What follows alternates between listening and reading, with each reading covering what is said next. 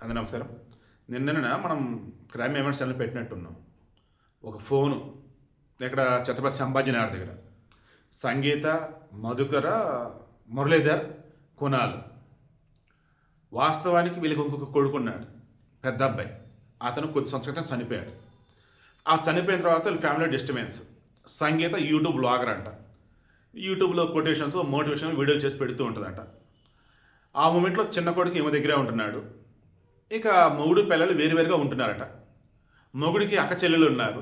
వాళ్ళు ఏ కాడికి వదిన మీద నిందలు వేయటం, అన్న వదిన కలవకుండా ఎలా ఉండాలని చూస్తూ ఇలా ఉంటారట. అలా ఆ వీడియోలు కూడా ఆ దాంట్లో పెడుతూ ఉందట. ఈ వీడియోలో మెయిన్ ఇంట్రెస్ట్ ఏంటంటే, ఆ కొనాలనే పిల్లడు చనిపోవడం కారణం ఓన్లీ ఫోన్ ఒకటే కాదు. ఫోన్ అన్నది ఒక వంక. అమ్మ నాన్న కలవట్లేదు, ఎప్పుడు చూసినా మనస్పర్ధలు. తీరా నేను ఫోన్ కొనుక్కుంటే అది మా నాన్నకి నచ్చట్లేదు అంటే, ఇక పేరుగా నాన్నగానికి నాకేం చేసి పెట్టడా, ఇక ఎందుకు నాకు ఈ జీవితం. అండ్ అత్తలు ఉన్నా కానీ ఎప్పుడు చూడు గొడవలు పెడుతూనే ఉంటారు, ప్రేమగా దగ్గరికి తీసుకోరు.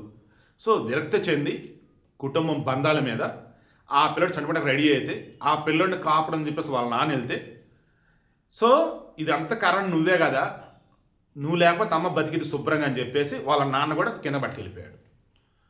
మొగుడు లేడు, బిడ్డ లేడు, ఇంకెందుకు నేను బతికేది అని చెప్పేసి ఆమె చనిపోయింది.